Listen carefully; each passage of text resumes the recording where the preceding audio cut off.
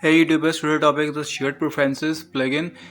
Shared preferences. What is the shared preferences? Shared preferences wrap the platform a specific persistent storage for the simple data.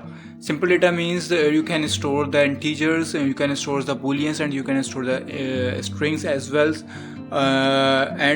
For now, we are just making a part of my project, and just copy it here from the Chrome and paste into the my project. So pubcat, and it will put the into the my public files. So I am just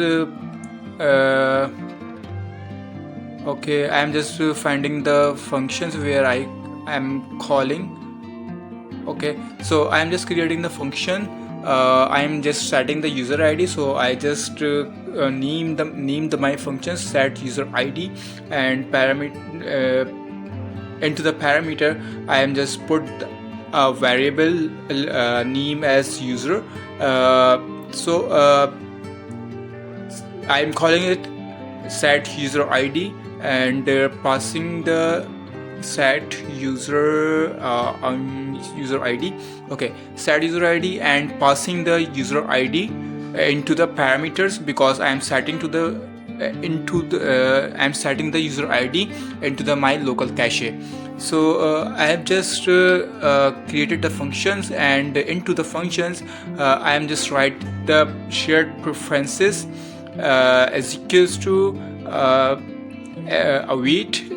Basically shared preferences returns the async functions, so I am just putting the await here.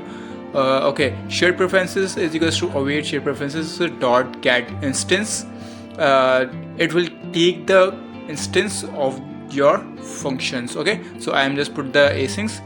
Okay, I'm not importing this, so I just import the file, and by copying this text and paste it here, it has been imported.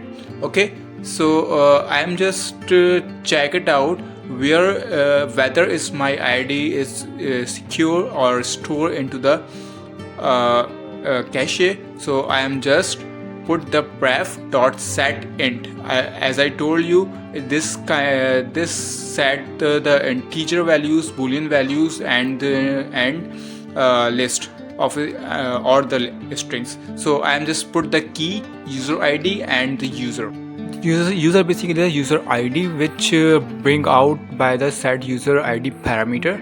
So I have set it in my whole projects. I can just call the pref.getInt and pass the key, which name is user ID. User ID basically the key from by which we can get the user ID from my cache.